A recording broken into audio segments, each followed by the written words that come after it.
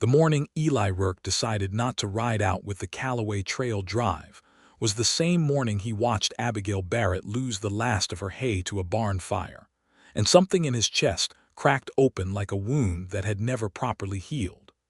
The sun had barely cleared the flat Oklahoma horizon when the smoke rose in thick, dark columns against the pale September sky of 1882. Eli had been saddling his bay gelding, Copper, at the edge of the Callaway Ranch yard, his bedroll already strapped tight and his provisions packed for the long drive north to Dodge City. 2 months on the trail, maybe more. Good wages at the end of it. A chance to save enough to buy his own piece of ground before another winter swallowed his ambitions whole. He had been planning this drive since spring, had earned his spot among the 12 riders chosen by old Frank Callaway himself, and there was not a man in Creek County who would have blamed him for riding out that crisp September morning as planned. But then the smoke rose from the Barrett place, a quarter-mile east across the dry grass, and Eli found himself standing with one boot in the stirrup and the other still on the ground, staring at those churning black columns like a man who had just heard God whisper something uncomfortable directly into his ear. He knew the Barrett place. Everyone in the county knew the Barrett place, or rather, they knew the story of it. Thomas Barrett had died of a fever the previous January, leaving his widow Abigail with 160 acres of homestead land, a small herd of 43 cattle, a vegetable garden that was barely worth calling one, and 3 years left on the government claim before the land would be legally hers. Thomas had been a decent enough man, quiet and hardworking, but the land had been unkind to him, and the debt had slowly accumulated like sediment at the bottom of a river. Abigail had buried him in the hard January ground and gone on doing what she always did, which was working from before sunrise to after dark without complaint. Eli had spoken to her perhaps a dozen times total in 3 years of being neighbors, which was not unusual for the time and place. Ranch hands and homesteader widows did not ordinarily cross paths with great frequency. He knew she was 27 years old. He knew she had dark auburn hair that she pinned up severely under a battered straw hat. He knew she drove her wagon to Muskogee for supplies once a month with the same focused determination she seemed to apply to everything, and he knew that she had never once asked anyone in the county for a single thing. Which was exactly why the sight of her running out of the burning barn with nothing but a bucket in her bare hands, trying to fight a fire that was already consuming the entire eastern wall, made something in Eli Rourke's chest seize up with a feeling that was equal parts admiration and raw terror on her behalf. He pulled his boot free of the stirrup. Behind him, Frank Callaway's voice cut across the yard like a whip. "Rourke, we are moving in 10 minutes. Mount up." Eli turned and looked at the older man. Frank Callaway was 63 years old and had driven cattle to market for 30 of those years. He was not unkind, but he was not sentimental either, and the expression on his weathered face made clear that he was already calculating whether losing one rider would compromise the drive. "There's a fire at the Barrett place," Eli said. He heard how simple it sounded, and he knew it was not enough of an explanation for what he was about to do. "I can see the smoke," Frank said. "We'll send word to town. The Hendersons will ride over." "The Hendersons are 3 miles north," Eli said. "By the time they get there, there won't be anything left to save." Frank Callaway studied him with eyes that had seen too much of the world to be surprised by much of it anymore. "You're giving up your spot on this drive." It wasn't a question. Frank was a man who recognized a decision when he saw one being made. Eli thought about the wages. He thought about the land he'd been saving for. He thought about the long cattle trail stretching north through Indian Territory and the flat Kansas plains, and about how that particular combination of opportunity and timing might not come together again for him in exactly this way. He thought about all of those things in the space of about 4 seconds. "Yes, sir," he said. "I am." He didn't wait for Frank's response. He was already running. By the time Eli reached the Barrett place at a hard gallop, The eastern wall of the barn had collapsed inward, sending a cascade of embers spiraling upward into the dry morning air. Abigail Barrett was standing at the well, hauling up buckets with both hands moving in a rhythm that was mechanical and desperate at once, her face streaked with soot, and her dark hair coming loose from its pins in the heat. Eli swung down from copper and tied him quickly to the fence post, well clear of the sparks. He went straight to the well and took over hauling. "Get back," he said, not harshly but firmly. "The roof is going to go." Abigail looked at him with eyes that were red from smoke and something else he didn't let himself analyze at that moment. "The cattle," she said. "I got most of them out, but there are 2 still inside the south end." Eli didn't think about it long. He pulled his bandana up over his nose and mouth, soaked it quickly in the bucket they'd just drawn, and went into the barn through the south door, which was still clear of the worst of the fire. The smoke inside was dense and rolling low, and the heat was extraordinary. He found the 2 cattle near the back corner, pressing themselves against the wall in panic, eyes rolling white. He got behind them, shouting and slapping their hindquarters, and pushed them toward the door with everything he had. They broke forward and thundered out into the yard, and Eli followed them at a run just as the roof of the north section came down with a sound like the world ending. He stumbled out into the clean air and stood bent at the waist, coughing the smoke from his lungs. Abigail Barrett was standing a few feet away. She had her hands pressed flat against her thighs, very still, watching him. When he straightened up and she could see that he was whole, some of the rigid tension went out of her posture just slightly. "Thank you," she said. Her voice was steady but thin. Eli looked at what was left of the barn. The fire had consumed most of the structure. What remained standing would need to come down before it fell on something or someone. The hay that had been stored inside, the result of a full summer's worth of cutting and curring and hauling, was entirely gone. He looked at the small herd of cattle scattered across the near pasture, still unsettled, and then he looked at the neat but weathered farmhouse standing intact 100 yards away, and he looked at Abigail Barrett, and he understood what this fire meant. Without that hay, she could not feed her herd through winter. Without the herd, she had no income. Without income, she could not hold the claim. 3 years of hard work and grief and stubborn endurance, and one early September morning had the potential to unravel all of it. "I'm Eli Rourke," he said, because it occurred to him she might not know his name. "I ride for Calloway." "I know who you are," she said simply. "I'm going to help you," he told her. It came out as a statement of fact rather than an offer, and he saw something flicker across her face that was not quite pride and not quite gratitude, but was somewhere between the two, complicated and wary. "I don't need charity," she said. "It's not charity," he said. "You need help and I'm here." That's just 2 things that lined up at the right time. She looked at him for a long moment. Her eyes were the color of good creek water in the shade, a clear, steady green that didn't waver even when she was obviously exhausted and frightened and trying very hard not to show it. "The drive left this morning," she said. "You should be on it."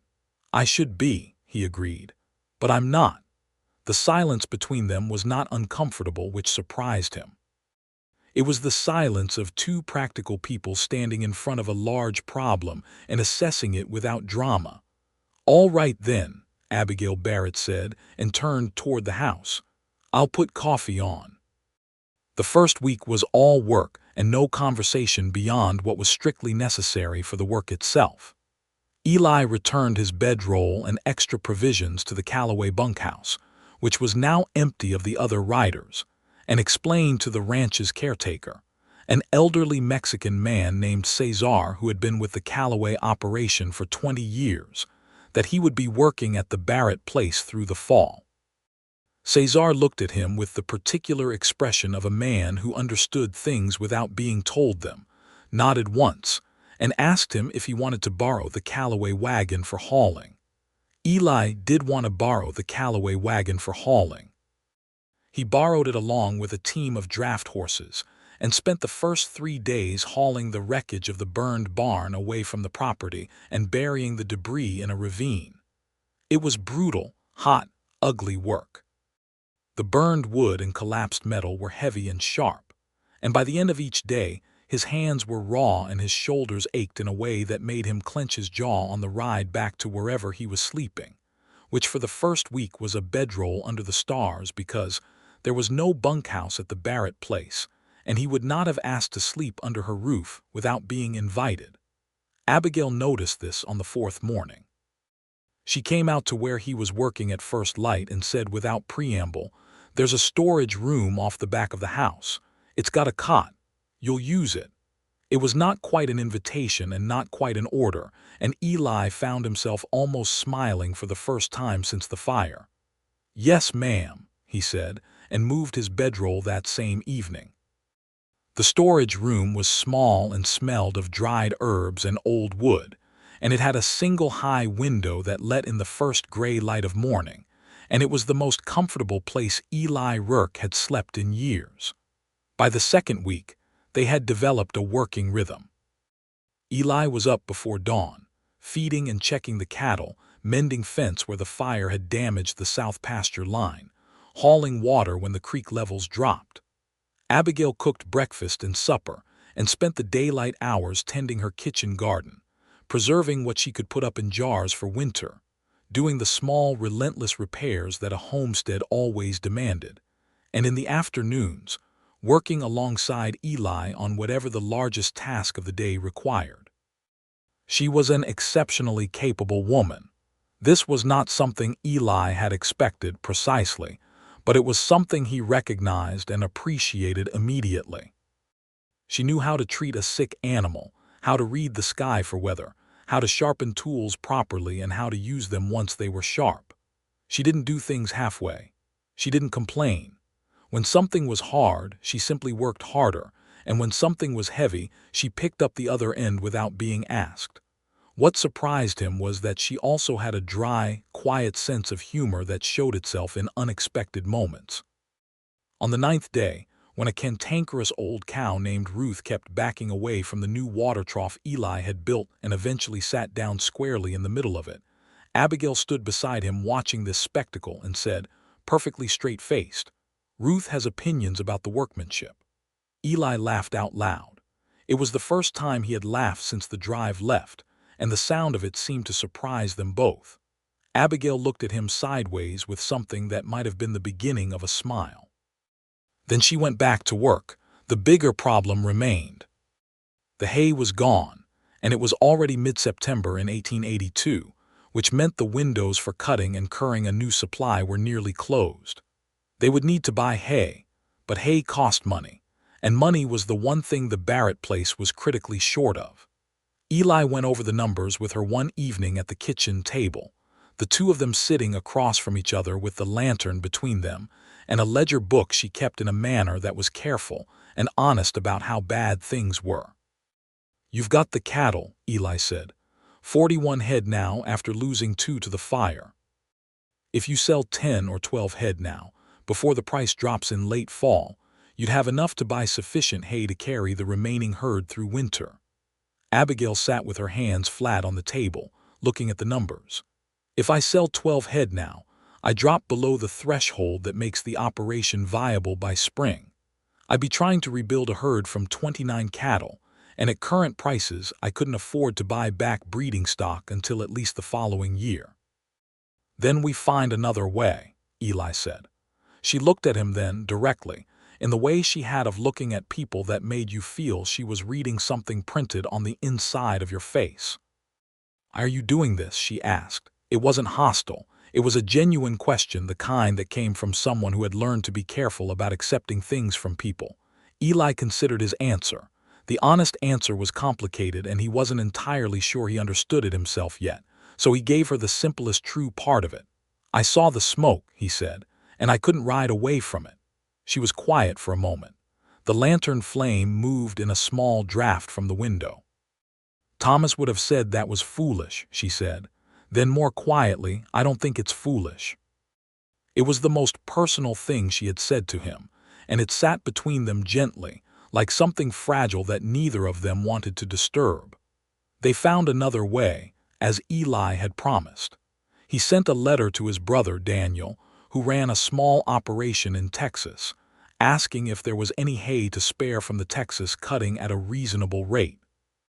Daniel wrote back within 2 weeks that he could send 2 wagon loads at cost, which was still more money than Abigail had readily available, but less than the local market price, which had risen as every rancher in the territory felt the pressure of the dry summer. To make up the difference, Eli contributed 3 months of his own saved wages. He told Abigail it was a loan. She accepted it as a loan and made him write down the terms in the ledger, which he did, and then she had him sign it, which he also did, and then she signed it herself, and the whole transaction was conducted with a formality that was simultaneously touching and a little amusing, given that the total sum involved was less than what Frank Calloway paid him in 6 weeks on a drive. "I'll pay it back," she said, her pen still on the page.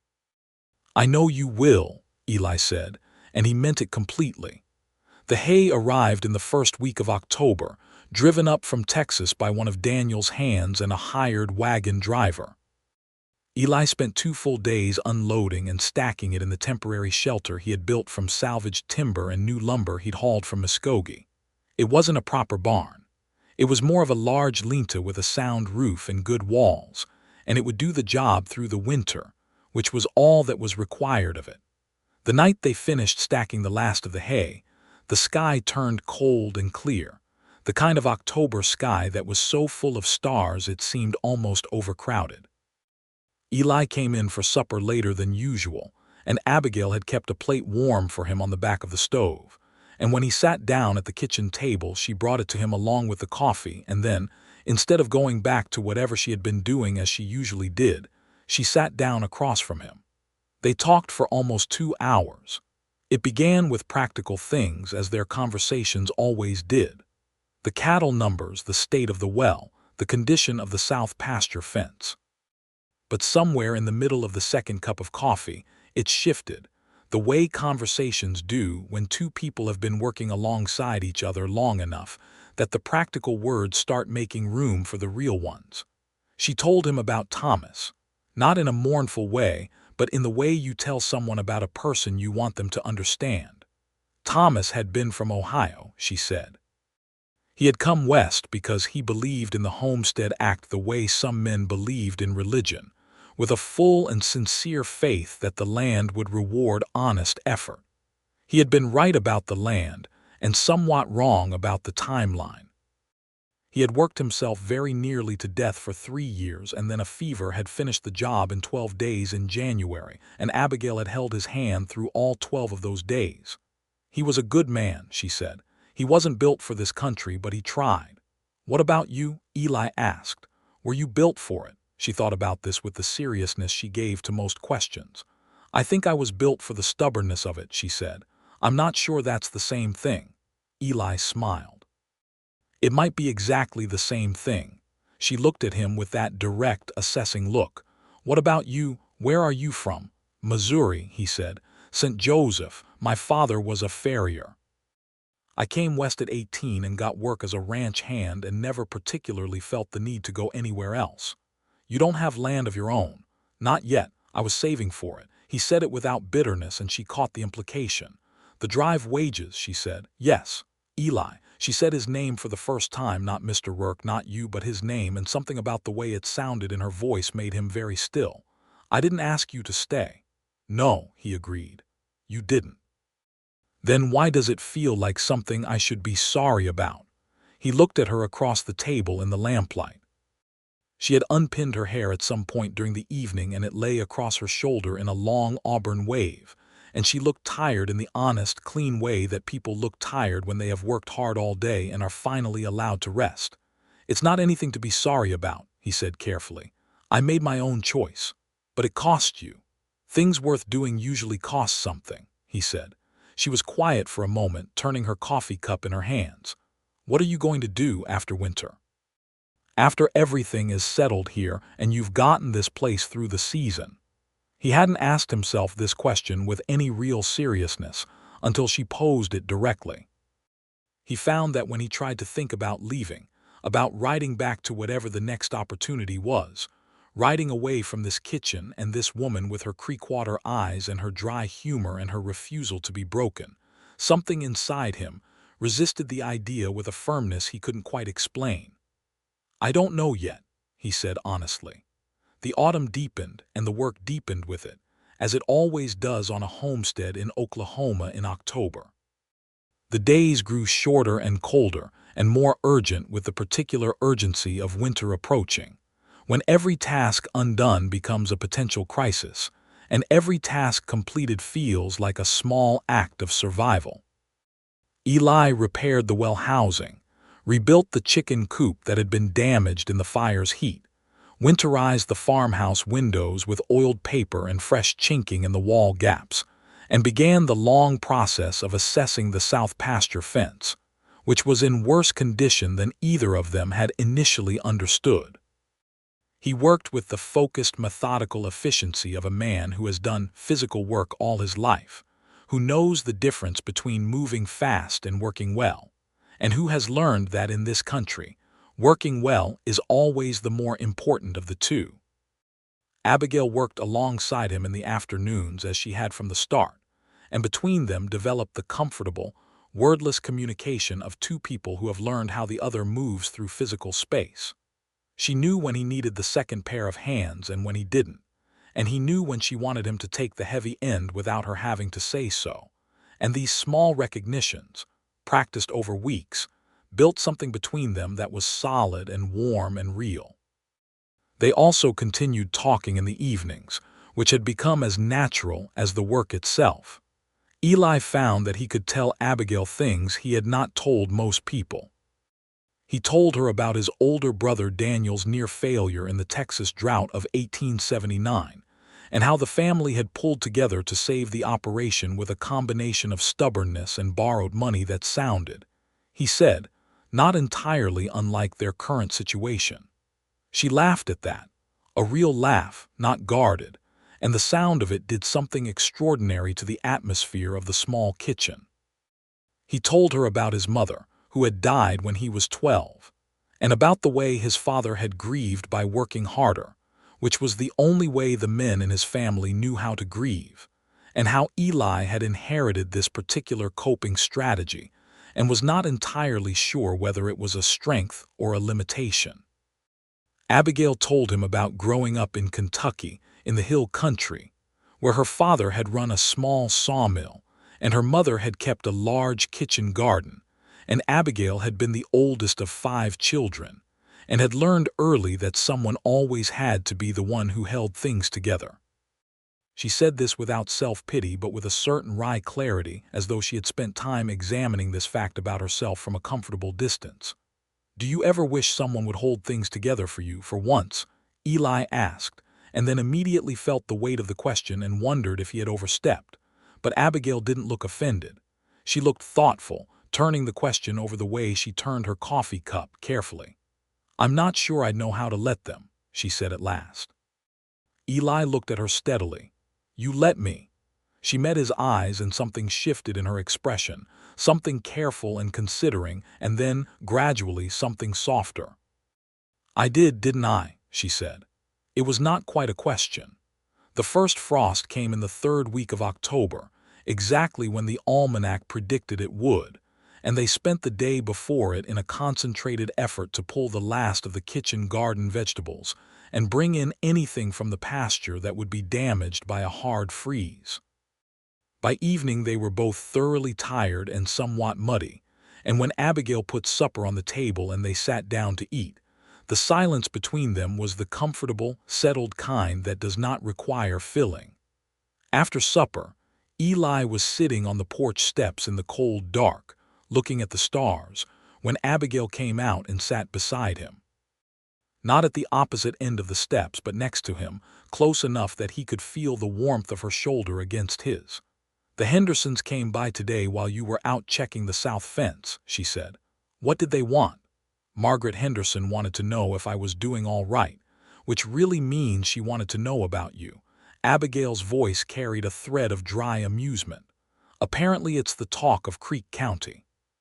The Calloway hand who gave up his spot on the drive to stay at the widow Barrett's place. Eli was quiet for a moment. "What did you tell her?" "I told her you were helping with the property and that I was grateful for the assistance." A pause.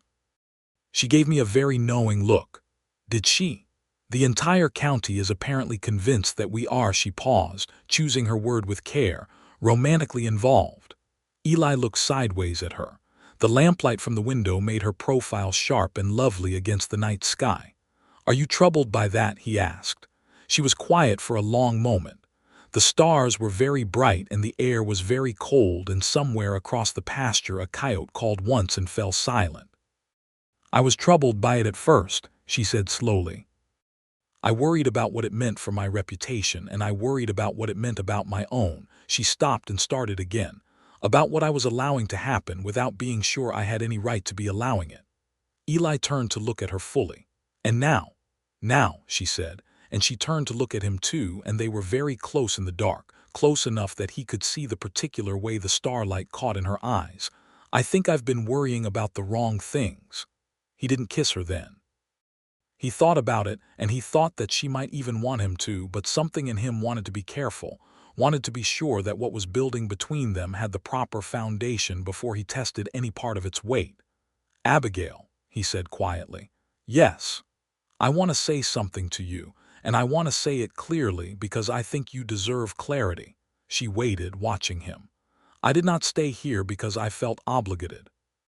I stayed here because when I saw that smoke, and then I saw you, I couldn't make myself leave. And in the 2 months since then, every morning when I wake up and the first thing I know is that I'm here and you're here, I have been grateful for it in a way I can't entirely explain." He stopped. "I don't know what that means in practical terms, for you or for this place or for what comes next, but I wanted you to know it."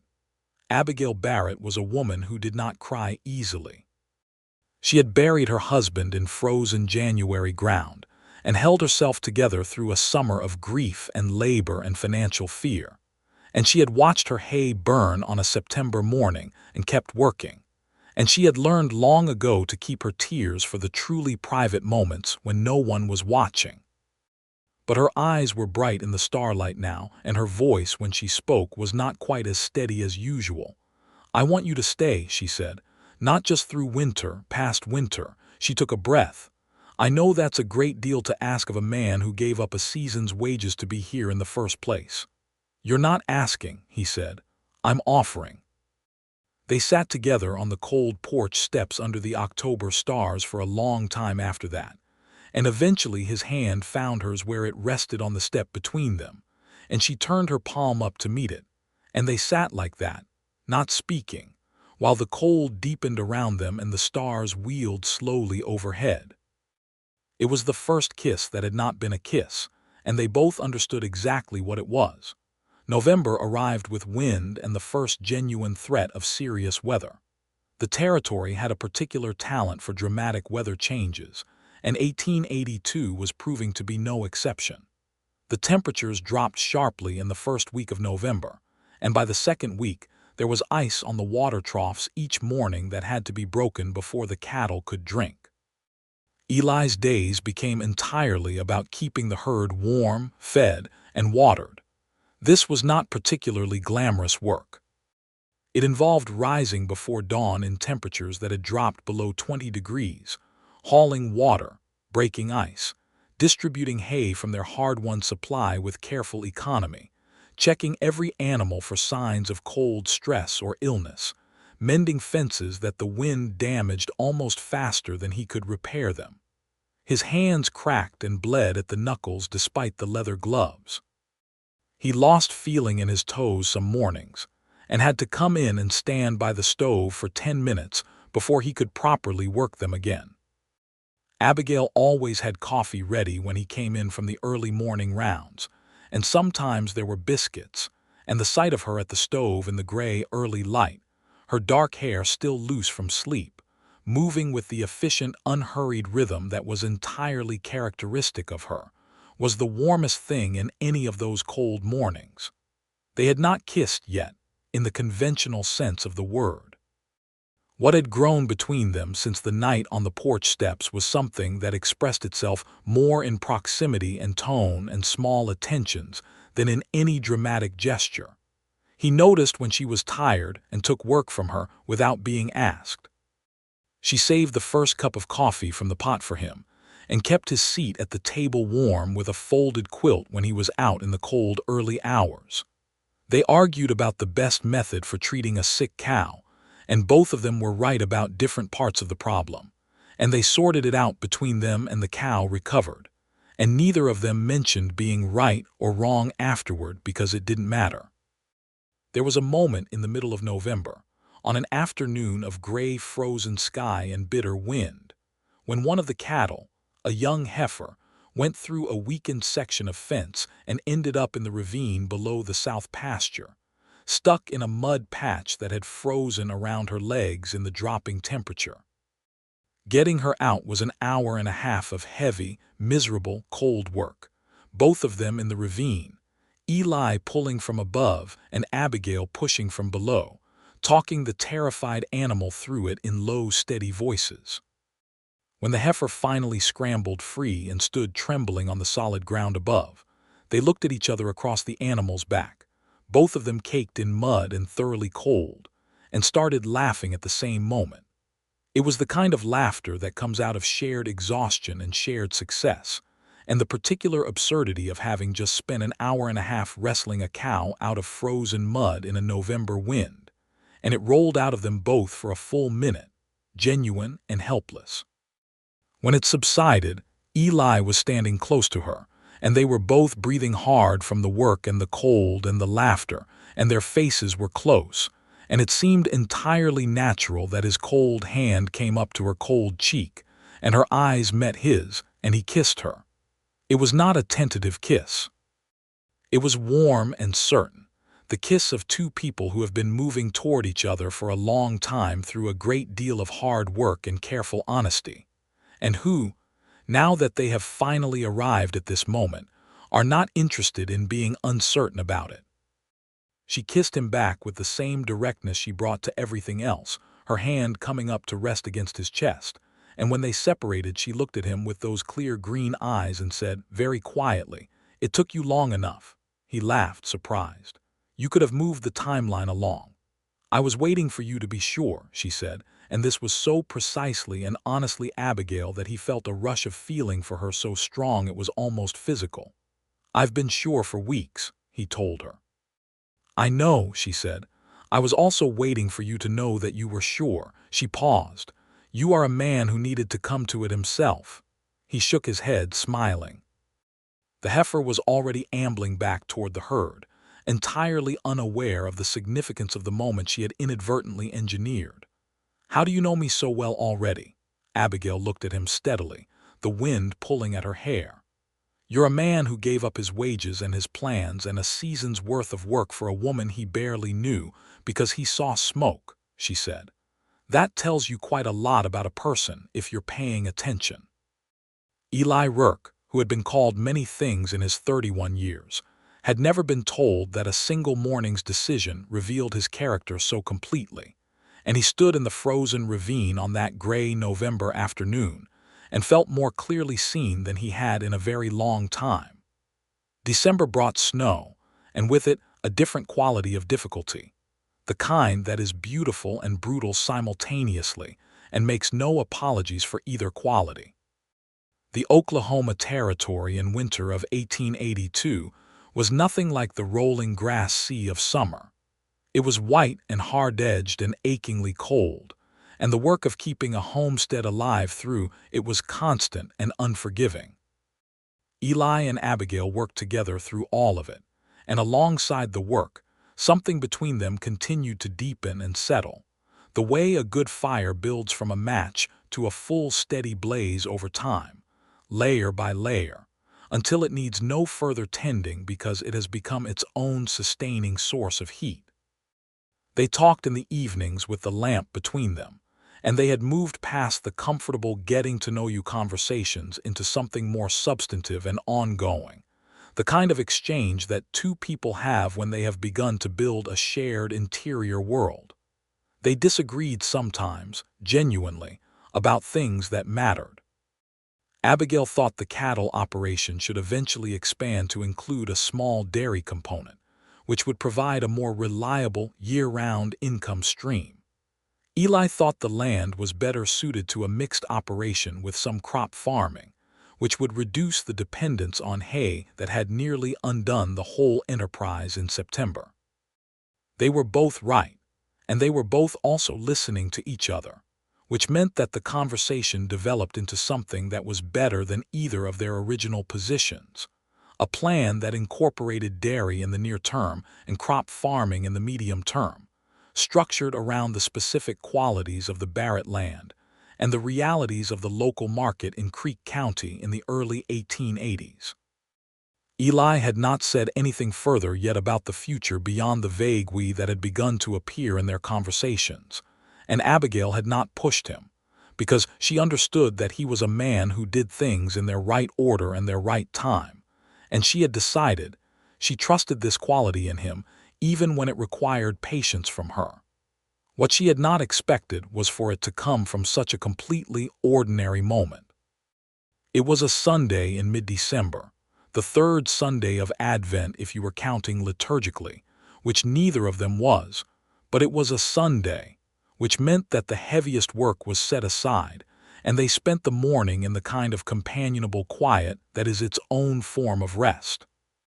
The snow was coming down steadily outside the kitchen window, and Abigail was reading from a volume of Tennyson that she kept on the shelf above the fireplace, and Eli was cleaning and oiling the rifle, which was a regular maintenance task, but also, on this particular morning, something he was clearly not giving his full attention. Abigail looked up from her book and found him looking at her rather than at the rifle. "What?" she said. "I want to ask you something," he said. He set the rifle down on the cloth with the care of a man who has decided that what he is about to do is more important than what he was doing. She closed the book and waited.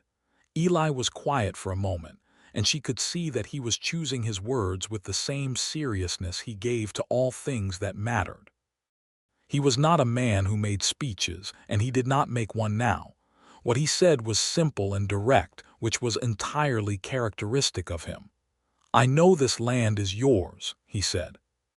"I know you fought for it and worked for it and held it with both hands through things that would have driven most people off it. I'm not asking you to make it something different." He paused. "But I'd like to be a part of it if you'll have me. Not a hired hand, a partner, your partner." He held her eyes. "Abigail, I am asking if you will marry me." There was no ring. There was no elaborate gesture.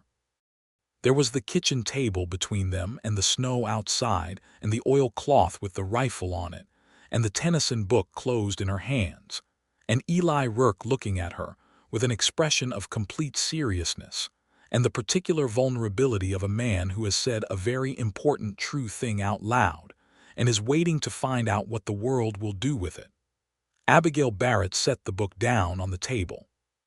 She stood up and she walked around the table and she stood in front of him, and she took his face in both her hands and she said, "Yes, Eli, yes." He put his arms around her and held her, and the snow came down outside the window, and neither of them needed to say anything further. They were married in the first week of January 1883, which was perhaps not the most conventional time for a wedding in Creek County, given that the ground was frozen and the roads were difficult, and the minister had to travel from Muskogee through 8 inches of snow to conduct the ceremony. But Abigail had her own reasons for wanting it done at the beginning of the new year rather than waiting for spring. Reasons she didn't entirely articulate, but that had something to do with wanting to start the new year as what they already were, which was a pair. The ceremony was small. The minister, Margaret Henderson, and her husband, who drove over in a covered wagon and arrived with their noses red from the cold, and Margaret's eyes already bright with the particular delight of a woman who has been right about something she suspected for months. Cesar from the Callaway Ranch came as well, bringing a bottle of decent whiskey as his gift, and standing in the back of the small front room with his hat in his hands and an expression of genuine satisfaction. Abigail wore a dress of deep navy blue wool, which was practical and also, with her dark auburn hair unpinned and loose around her shoulders, profoundly becoming. Eli wore his best clothes, which were not extravagant but were clean and pressed with a care that Abigail noticed, and was moved by without being able to say exactly why. The minister read from the Book of Common Prayer, as was proper. They spoke their vows in the clear, simple language of the traditional ceremony, and Eli's voice was steady and certain, and Abigail's was too, though her hand in his was warm and real, and he held it as though it was a thing he intended to hold for a very long time. Afterward, Margaret Henderson produced a small cake that she had somehow managed to bake and transport through the January weather, and they ate it around the kitchen table with the whiskey Cesar had brought, and it was, by any measure, a good beginning. That first winter as a married pair was both the hardest and the best period of Eli's adult life, which is perhaps not a contradiction if you have lived it. Hard because the winter was severe, the coldest in the territory in several years, and keeping the herd alive through it required everything they had. In the worst week of January, the temperature dropped to 15 below zero for 5 consecutive days, and Eli slept in shifts, going out every 3 hours through the night to check the cattle and make sure no animal had gotten isolated from the others and frozen in the dark. He came in from the 2 a.m. check on the third night of the worst cold, his mustache literally frosted and his hands shaking, and Abigail was awake, sitting up in bed with the extra quilt around her shoulders and a cup of hot coffee waiting on the bedside table. She didn't say anything. She moved over and made room, and he sat on the edge of the bed and drank the coffee and felt her warmth beside him and said, before he went back out at 5 a.m., "I love you." He had not said it in exactly those words before. It was January now, and they had been together through autumn and married through the worst of winter, and he had said it in a dozen indirect ways, but not in those words, and she knew it and he knew it. She looked at him in the lamplight, her hair dark against the white pillow, her eyes the color of creek water, and said, "I love you too. Now go check on Ruth." He went, laughing quietly into the January cold, and every frozen step between the house and the barn felt like walking on solid ground. They lost 3 cattle in that worst cold week, which was a genuine blow but not a devastating one given the preparation they had done. 38 head of cattle came through the winter, and by the time March arrived and the first tentative warmth began to work against the ice and snow, the herd was thin but intact, and Abigail's books showed that they had made it through on the supply they had managed to secure. The hay from Daniel's Texas operation had been precisely sufficient.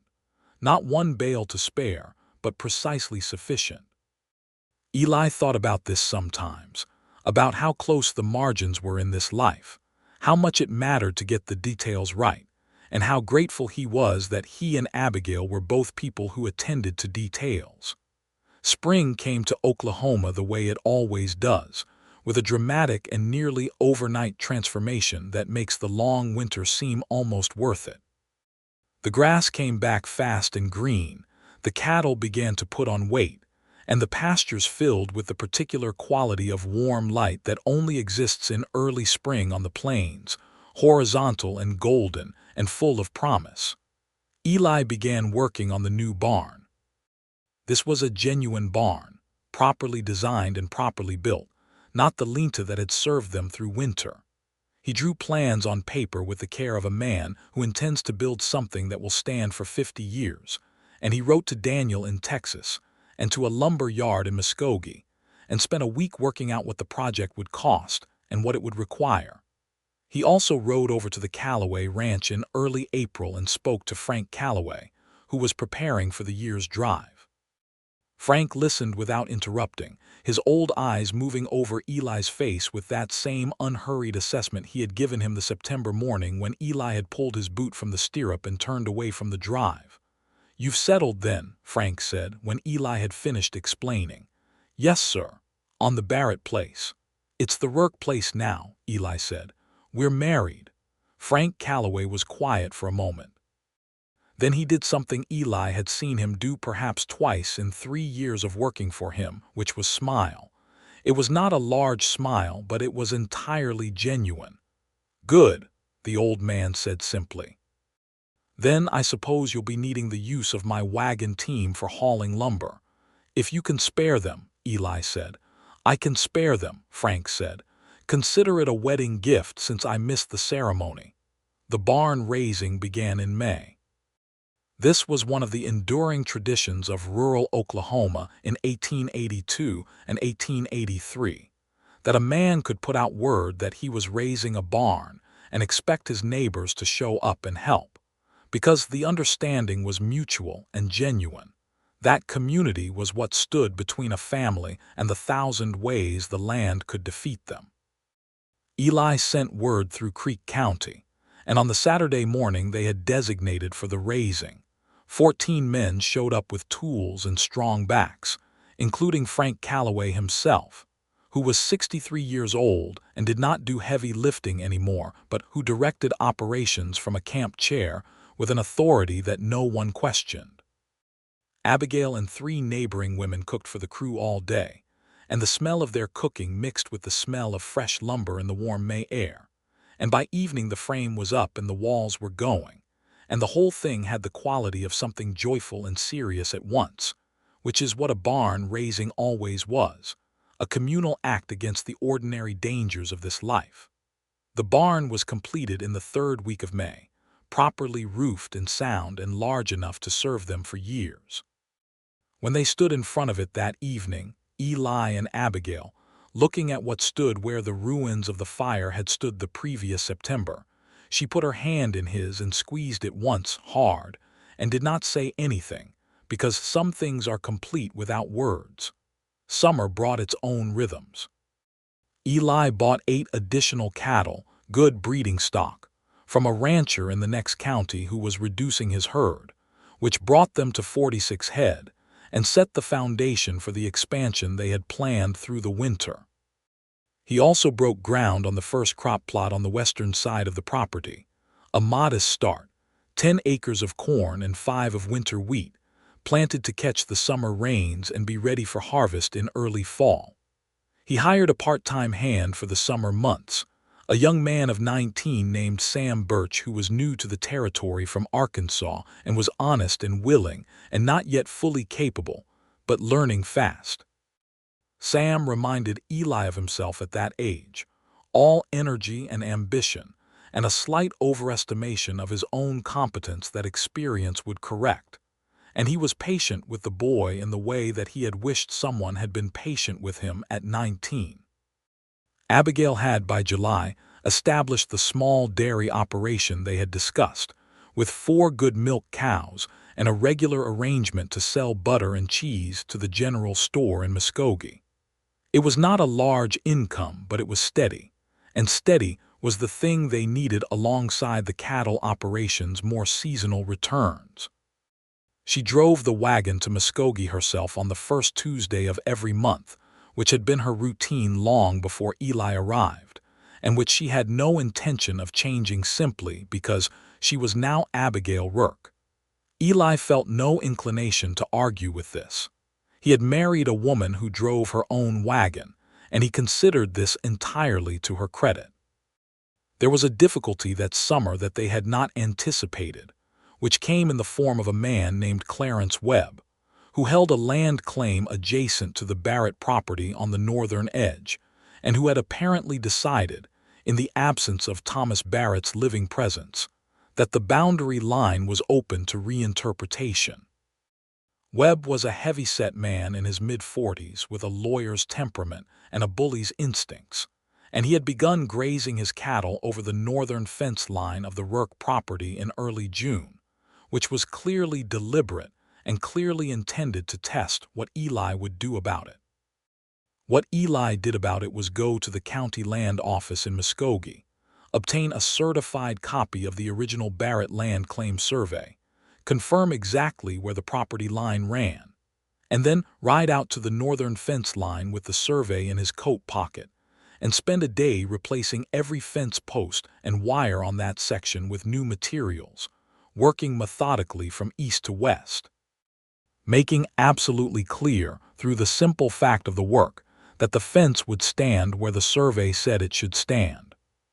Clarence Webb came out to argue while Eli was on the third section, and Eli listened to him make his argument with complete patience, and then produced the survey document and showed Webb exactly where the line was, without raising his voice or saying anything that could be characterized as threatening. Webb left without further argument. He did not graze his cattle over the line again. The matter was concluded without any escalation, and Eli was satisfied with this outcome, because he had no interest in drama. Abigail, when he told her about it at supper, looked at him with an expression that mixed amusement with something that was very much like admiration. "You fixed the entire north fence," she said. "It needed doing anyway," he said. "The survey was an elegant touch." "I thought so." She shook her head, smiling. "You are a very deliberate man, Eli Rourke. You knew that when you married me." "I did," she agreed, and reached across the table and touched his hand. In August of that year, Abigail told him she was pregnant. She told him on a Tuesday evening after supper in the kitchen with the last of the summer light coming through the window. She said it in the direct way she said everything, looking at him, and then she waited to see what his face would do. What his face did was something he had no particular control over, which was break open with a feeling so large and complicated and raw that he had to look at the table for a moment to collect himself. Then he looked up at her, and she was watching him with those clear green eyes, and he could see that she was not entirely steady herself, that this was a thing that was very large for her too. He got up from his chair and went to her and put his arms around her, and she pressed her face against his shoulder, and they stood that way for a while in the summer kitchen with the evening light going golden through the window. "Are you frightened?" he asked against her hair. "A little," she said. "Are you?" "Completely," he said honestly, "and also the happiest I've ever been." She laughed a small, muffled laugh against his shoulder. "That sounds about right." The autumn of 1883 was different from the autumn of 1882 in almost every way. Where the first year had been about survival, about fighting to hold what they had against loss and cold and poor timing, this second autumn was about building, about adding to what they had made together and preparing for a future that felt, for the first time, genuinely secure. The corn harvest came in well in September, better than Eli had projected, and the winter wheat was planted on time. The cattle herd went into autumn at 46 head, all of them in good condition. The new barn was stocked with hay that they had cut and cured themselves from their own pastures through the summer, the first time in the property's history that the hay supply had come entirely from the land itself.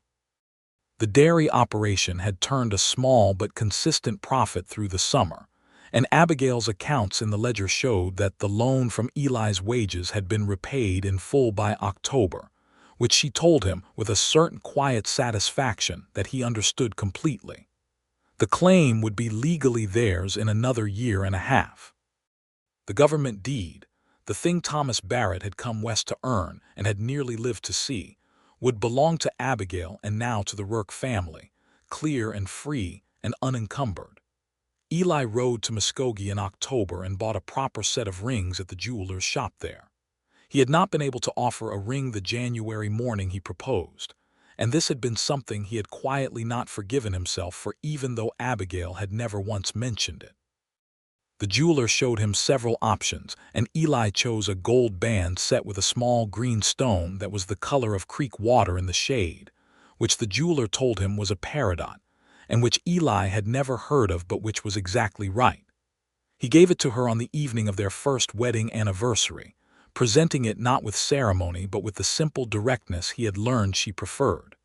She looked at the ring for a long moment, and then she looked at him, and her eyes were very bright. "The stone is your eyes," he said, by way of explanation. Abigail Barrett Rourke, who had held herself together through a year of grief and a barn fire and 2 hard winters, and the relentless daily labor of building a life from the ground up in the Oklahoma Territory, sat down at her kitchen table and cried for the first time Eli had seen, quiet tears that she let fall without embarrassment while she held the ring in both hands. He sat beside her and didn't say anything because there was nothing to say, and he put his arm around her and she leaned against him, and after a while she put the ring on her own finger and held her hand up to look at it in the lamplight. "It fits perfectly," she said, which was not entirely about the ring. Their son was born on the 15th of February, 1884, in a proper bed in the farmhouse bedroom, attended by the midwife from Muskogee who arrived in time and knew her business thoroughly. It was a long labor and a hard one, and Eli spent most of it sitting outside the bedroom door in the hall, which was the place the midwife had firmly but kindly assigned him, listening to sounds that made him feel simultaneously useless and terrified. When the midwife opened the door and told him he could come in, the first thing he saw was Abigail, exhausted and very pale against the white pillow, with their son in her arms. She looked up when he came in, and despite the exhaustion and the pale and the aftermath of everything she had just been through, the expression on her face was something he would carry with him the rest of his life. He sat on the edge of the bed beside her and looked at the boy. He was red-faced and indignant in the way of all very new people, and he had a surprising amount of very dark hair, and his hands, when they opened, were smaller than anything Eli had previously been close to. "Hello," Eli said to him, which was ridiculous and also the only thing he could manage. "He's perfect," Abigail said. Her voice was very tired but very sure. "He is," Eli agreed. They named him Thomas Eli Rourke. Thomas for the man who had first broken this land and worked it and wanted it, and Eli for the man who had stayed to see it through. And between those two names was the whole story of how this family had come to be. Sam Birch, who had stayed on through a second summer and was becoming genuinely good at the work, rode to the Henderson place to spread the news, and by the end of the following day, a string of neighbors had come by with food and congratulations, and the particular warm collective acknowledgement that this community offered to a new birth in its midst. Frank Calloway sent a note and a good bottle of whiskey, which was becoming something of his signature gift for Rourke family occasions. Abigail recovered from the birth with the determined efficiency that she applied to everything, and within 3 weeks was back to managing the household and the dairy and the books, though Eli kept a careful watch and made sure the heaviest work remained with him and Sam until she was fully herself again. Thomas Eli Rourke turned out to be a boy of strong opinions and considerable energy, which surprised neither of his parents. He had his mother's eyes and his father's coloring, and a disposition that was sunny as long as things were moving and ferociously impatient with stillness, which suggested he was going to be very much at home on a working ranch. The land deed came through in the spring of 1885, a full government patent signed and officially recorded, making Abigail and Eli Rourke the legal owners of 160 acres in Creek County, Oklahoma Territory. Eli brought the document home from the land office in Muskogee and unrolled it on the kitchen table, and they both stood looking at it. He had been thinking about what the proper response to this moment was, and he had thought about making a speech or saying something appropriately significant, but when the moment actually arrived, he found that what came out was the simplest thing. "Your land," he said, "really yours now." Abigail looked at the document with its formal script and its official seal and then looked at him. "Our land," she said firmly. "Don't confuse the history with the present." He put his arm around her shoulders and pulled her close. Baby Thomas, now 14 months old and recently mobile in a way that required vigilant monitoring, was currently investigating the underside of the kitchen table with intense scientific interest and making commentary on his findings in a language that was approximately 1/3 recognizable words and 2/3 his own invention. "Our land," Eli agreed. The summer of 1885 was the best they had yet known on the Rourke place. The cattle herd had grown to 61 head, a real herd now, the kind that gave you options. The crop operation had expanded to 30 acres of productive ground. Sam Birch had proven himself sufficiently trustworthy and skilled that Eli gave him a small raise and a permanent position, rather than the seasonal arrangement they had maintained through the first 2 years. They hired a second-hand part-time through the summer, a Cherokee man named James Sixkiller, who had been displaced from his family's traditional land in the eastern part of the territory by the continuing encroachments that the government and the land companies were pressing on the 5 civilized tribes, which was an injustice that had no clean resolution in 1885, but which Eli and Abigail were at least clear-eyed about. Paying James fairly and treating him as the experienced and capable man he was rather than taking advantage of his difficult circumstances. James was grateful for honest work and honest dealing, and he gave them in return a season of work that was excellent in every regard. The nights in that summer were warm and sweet, and the land in full growth was something extraordinary to live inside, the grass tall and the pastures full, and the new barn standing solid and golden in the late light. And Abigail would sometimes stand at the kitchen window in the evening looking out at all of it, with an expression that Eli had come to recognize as her version of contentment, which was quiet and private and very deep. He would come to stand beside her, and she would lean back against him, and they would look at it together. One evening in late July, when Thomas was asleep and the supper dishes were done and the long summer dusk was settling over the plains, Abigail turned from the window and said, with the directness that was always her way, "I want to tell you something." "Tell me," he said. "I think about September sometimes," she said. "The morning of the fire. I was standing at the well and I looked up and there you were, running across the field, and I thought," she paused, considering, "I thought, that is a completely unreasonable person, because who gives up a dry spot to run toward someone else's burning barn?" Eli smiled. "I've been called worse. But I also thought," she went on, her voice quieter now, "I thought, I have never in my life seen anything that beautiful." He was quiet for a moment, looking at her. "A man running toward a fire is beautiful," he said gently. "A man choosing to run toward what needs him instead of toward what's easy," she said. "That is the most beautiful thing I have ever seen, and I have been looking at it every day for almost 3 years, and it has not gotten any less so." Eli Rourke, who was not a man given to displays of feeling that he could not back up with action, reached out and drew his wife to him and held her with everything he had. The Oklahoma dusk moved through the window and lay soft and gold across the kitchen floor, and the cattle were settled in the pasture, and the new barn stood where the old burned one had been, and the land deed was in the drawer of the desk in the front room with their names on it, and their son was sleeping in the next room, and none of it, not one single part of it, had been inevitable or easy or guaranteed. It had been chosen, every last piece of it. By the fall of 1885, Eli had begun to think seriously about adding to the house. Thomas was walking and talking with impressive thoroughness, and would soon need his own room rather than the corner of theirs he currently occupied.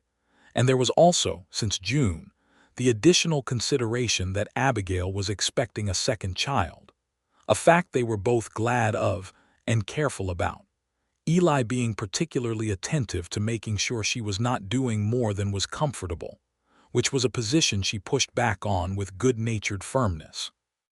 "I'm not fragile," she said. On the 4th occasion he suggested she rest while he handled something she was perfectly capable of handling. "I know that," he said. "You're one of the least fragile people I've ever met." "Then let me carry the water. The bucket is heavy." "Eli," he looked at her. She had her hands on her hips and the expression on her face that meant she had reached the end of her patience with being managed, which was an expression he had learned to respect. "All right," he said, and gave her the bucket. She carried it without difficulty. He watched with the particular mixture of admiration and concern that had become his standard mode where she was concerned. Sam Birch helped him extend the farmhouse through October, adding a proper bedroom for Thomas and a second large room that would serve as the baby's nursery and eventually, when the children were older, as a study or sitting room or whatever it needed to be. The work was solid and good, and Eli did most of the skilled carpentry himself, having inherited enough of his father's facility with tools to do it properly. Frank Calloway came by one afternoon while they were working and stood watching for a while, and then said, to no one in particular, "This place looks different from when Tom Barrett had it." "It looks better," Sam Birch said cheerfully, which was not something anyone had asked him but which was also entirely accurate. Frank looked at Eli. "You've done well here, son." It was the only compliment Frank Calloway had given him in 4 years of association, and Eli received it the way it was offered without dramatizing it, with a simple nod. "I had good reason to," he said. Their daughter was born in February of 1886, almost exactly 2 years after Thomas, which Abigail said must be some property of February, and the midwife laughed and agreed that February was a productive month for the county. The labor was shorter and less difficult than the first had been, and when Eli came in from the hall and saw his daughter for the first time, a small fierce creature with a tuft of reddish hair and her mother's stubborn chin, he sat down heavily on the edge of the bed and simply looked at her for a full minute. "Well?" Abigail asked, with the slightly amused directness of a woman who has just been through something significant and is watching her husband encounter it. "She looks like she's already considering arguing with someone," Eli said. "Good," Abigail said. "She's going to need that." They named her Clara Rose Rourke. Rose for Abigail's mother and Clara because they both simply liked it. And Clara Rose Rourke turned out to be exactly the sort of person her father had suspected at first glance. Opinionated and determined, and completely certain of her own rightness, in a way that was simultaneously infuriating and deeply heartening. Thomas adored her immediately, in the particular way that older children sometimes do with new siblings, treating her as a fascinating and somewhat unpredictable aspect of the household that required careful management. He would sit by her and tell her, in his 2-year-old authority, everything he knew about the ranch, which was already a surprising amount, and Clara would listen to him with large, serious eyes that suggested she was filing all of it away for future use. The summer of 1886 was the summer Eli finally wrote to his brother Daniel and told him everything. He had written occasional letters before, brief and informational, but this was a real letter, the kind that took him 3 evenings to compose properly, because he wanted Daniel to understand the whole of it, the fire and the choice and Abigail, and the 2 hard winters and the barn raising and the children and the land deed, and all the 1,000 daily details that had built this life. Daniel wrote back in a letter that was, for a Texas rancher who was not given to sentiment, remarkably moving. He said that the whiskey was on him. He would be sending it north when the next freight came through. He said that he was glad Eli had finally settled, because he had always suspected that what his brother needed was not a piece of land, but a reason to stop moving. He said that Abigail sounded like exactly the right woman for a man as stubborn and hardworking and quietly determined as Eli Rourke, and that he hoped very much to meet her and the children before too many years passed. Daniel did come, the following spring, riding up from Texas with his wife Molly, who was a small, energetic woman with a talent for friendship that expressed itself in making people feel immediately at ease, and who took to Abigail within approximately 10 minutes of arriving, and spent the entire 4-day visit being the most natural kind of guest, which is the kind who helps without being asked, and talks easily and creates no work. The 4 of them sat around the kitchen table on the last evening, after the children were in bed, and talked for 3 hours about the territory and the future and the land, and what it was to build something from nothing in this country that was itself being built from nothing. Daniel and Eli talked with the ease of brothers who have been too long separated and are making up for it. Molly and Abigail talked with the ease of 2 women who have recognized in each other a kindred quality, which was the quality of having married difficult and worthwhile men, and having made something good from the combination. At some point Molly leaned over and said quietly to Abigail, "Did he really give up the whole drive?" "He did," Abigail said. Molly shook her head with a smile that was both fond and slightly rueful. "The Rourke men," she said, "when they make up their minds about something, you cannot move them," Abigail agreed. "No," Molly said, "but you can stand beside them, which turns out to be the better position." Abigail looked across the table at Eli, who was laughing at something Daniel had said. His face relaxed and open in the way it was when he was entirely comfortable, which was not always but was increasingly often. She thought about September 1882, about looking up from the well in the smoke and the heat and the fear, and seeing a man she barely knew running across the dry grass toward her fire. She thought about all the mornings since then, the cold ones and the hard ones and the ones so golden and full of light that they ached with beauty. She thought about the ledger with the loan repaid in full, and the land deed in the drawer with both their names, and Thomas telling Clara the names of all the cattle as though they were a particularly important poem that needed memorizing, and Eli's hands on her cold cheeks in a frozen November ravine, and the ring on her finger with its creekwater stone. She thought about all of it, and she felt the same thing she always felt when she let herself look at the full breadth of what they had made together, which was a gratitude so large and uncomplicated that it left no room for anything smaller.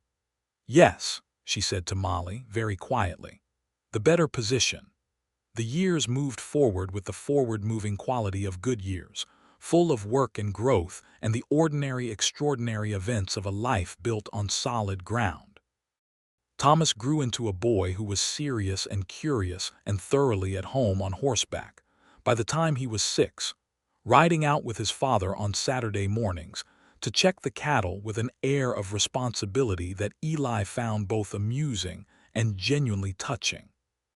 Clara grew into a girl who was fierce and funny, and insisted on being taught everything her brother was taught, which Eli supported entirely, and Abigail, who had always known that a woman needed to be capable of more than people expected of her, supported with particular conviction.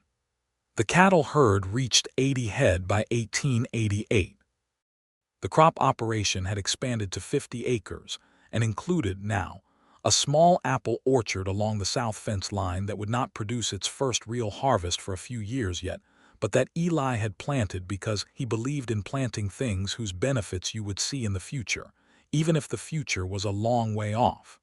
The homestead had accumulated over 6 years the particular look of a place that is genuinely cared for, not wealthy, not elaborate, but solid and well-maintained and clear in its purpose, with the new barn standing solid and the fence lines true, and the kitchen garden producing reliably, and the house extended and weatherproofed and filled, in a way it had not been when Thomas Barrett had lived and worked and died in it, with the specific warmth of a family that was content with where it was.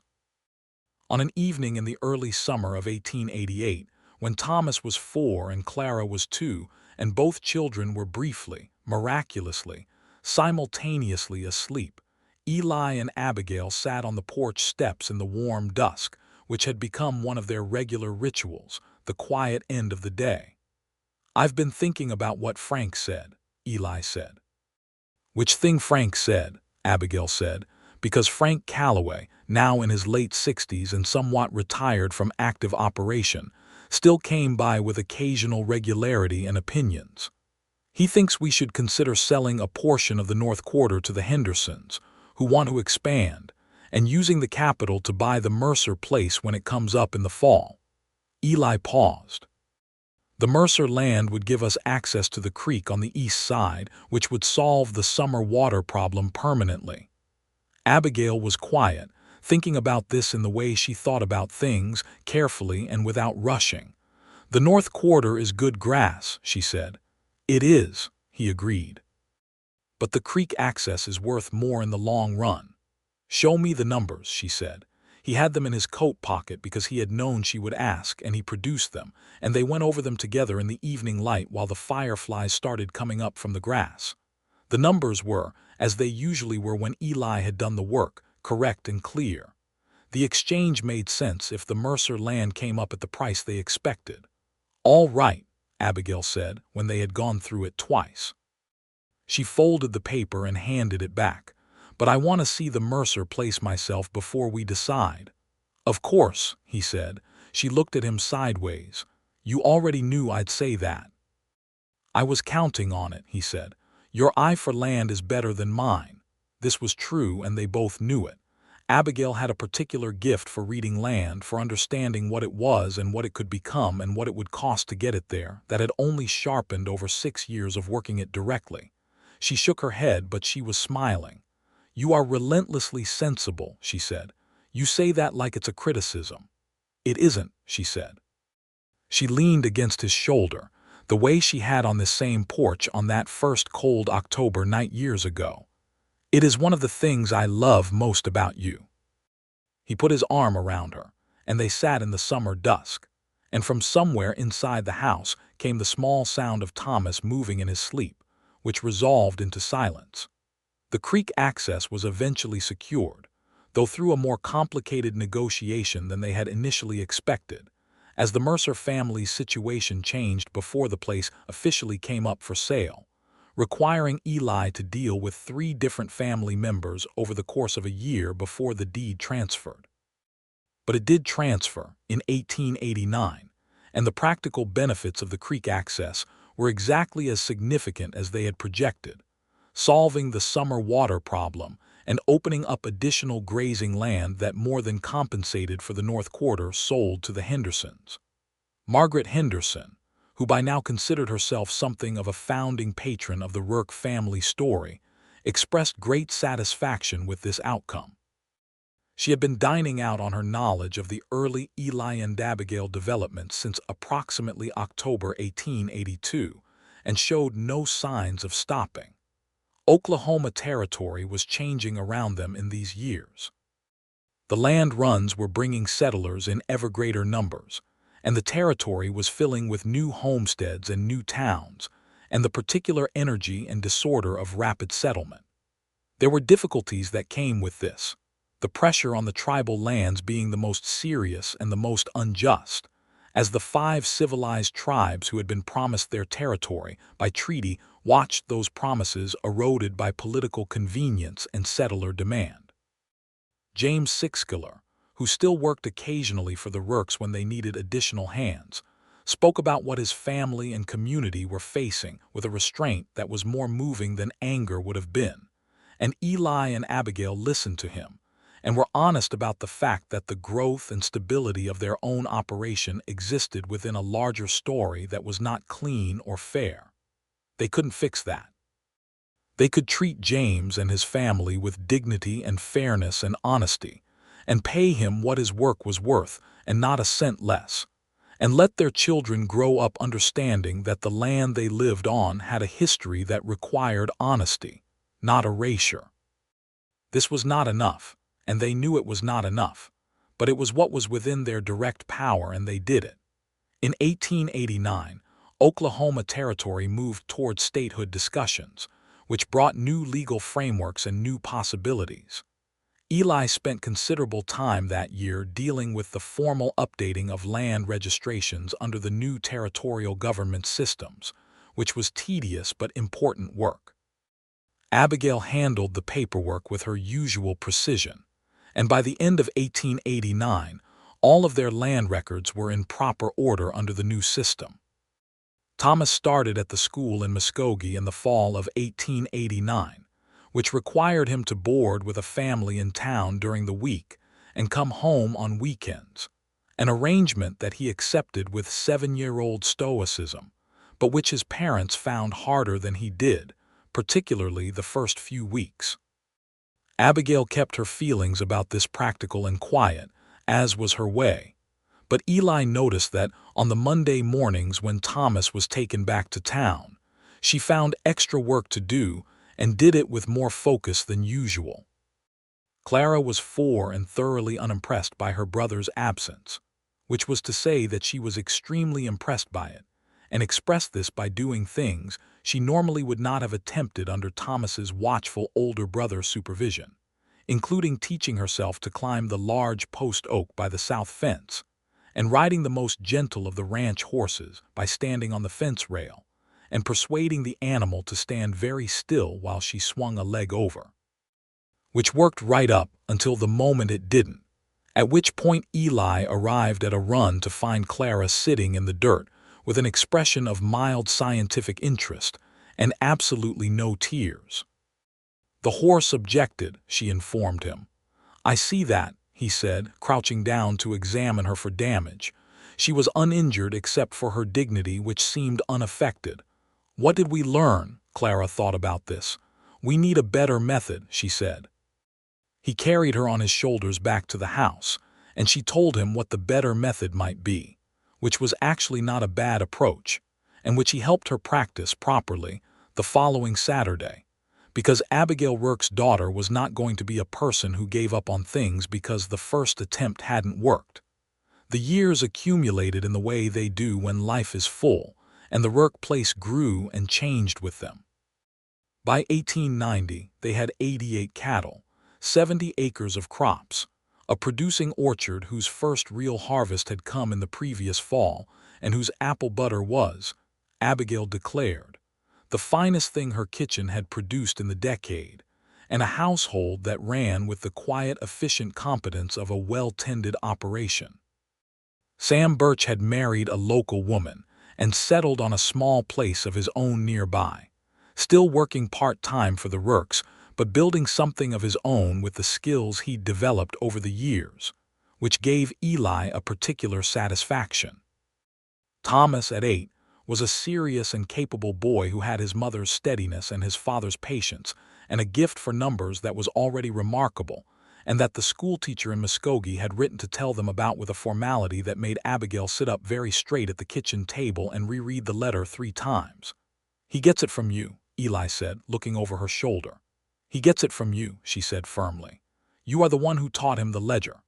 At his insistence, Eli said. He was 5 and he wanted to understand the accounts. They looked at each other. The recognition between them in that moment, of who their children were and where they had come from and what they might become, was the kind of thing that had no adequate words and didn't need them. The apple orchard was Abigail's particular love in those years. She tended the trees with an attention that was almost personal, pruning and feeding and assessing each one as an individual entity with particular qualities and needs. When the harvest came, she organized the processing with the same meticulous care, and the apple butter and dried apple rings and apple cider that came out of her kitchen in the fall of each year became things that people asked for specifically and by name. Eli had built her a proper cellar in 1888, deep and cool and well-vented, for the storage of the preserves and the root vegetables and the cider. She had stood at the entrance to the finished cellar, looking in, and said, "This is the best thing you have built on this property." Better than the barn, he asked, since the barn had taken 5 days of community labor and considerable planning. Better than the barn, she said firmly. The barn is for the cattle, the cellar is for the winter. He understood exactly what she meant. In this country, in this life, the cellar was the thing that stood between a family and hunger in February, and the fact that they had a proper one, deep and full, was a form of security that meant something specific and important to a woman who had nearly lost everything in a September fire. On a September morning, 8 years after the one that had started everything, Eli was mending fence on the east pasture line when he looked up and saw the smoke. His heart went very briefly and very hard into his throat before he realized what he was looking at, which was not a fire but Abigail burning the brush clearing from the orchard pruning, a controlled burn in the cleared patch she always used for it, a thin column of smoke rising clean and deliberate against the blue September sky. He watched the smoke for a moment. Then he went back to mending fence. Later that evening, when the children were in bed and they were sitting on the porch in the September dusk, he told her about the moment. She listened and was quiet. 8 years, she said. 8 years, he confirmed. She was quiet again, and then she said, "Do you regret it, any of it?" It was a question she had asked him once before, in a different form, on a different porch evening years ago, and he had given her the same answer he gave her now, which was the truth. "Not a single morning," he said. She took his hand the way she had on that first cold October porch night, turning her palm up to meet his. The peridot ring caught the last of the evening light. 8 years of mornings. Frost and fire and cattle and corn, and 2 children who were already, clearly, going to be more than either of their parents in different and surprising ways. 8 years of suppers at the kitchen table and ledger books and arguments about fences, and lending each other words when the words were needed, and comfortable silence when they were not.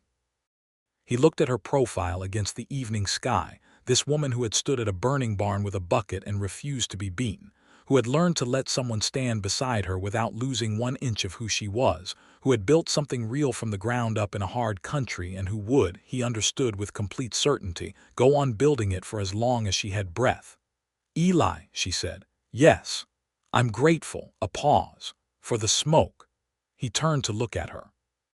She was looking at him with those clear green eyes, and there was in her expression all of it, all 8 years, the weight and the warmth of all of it, and his chest did the same thing it had done on that first September morning when he'd stood with one boot in the stirrup watching smoke rise from the Barrett place, which was crack open with something too large to name.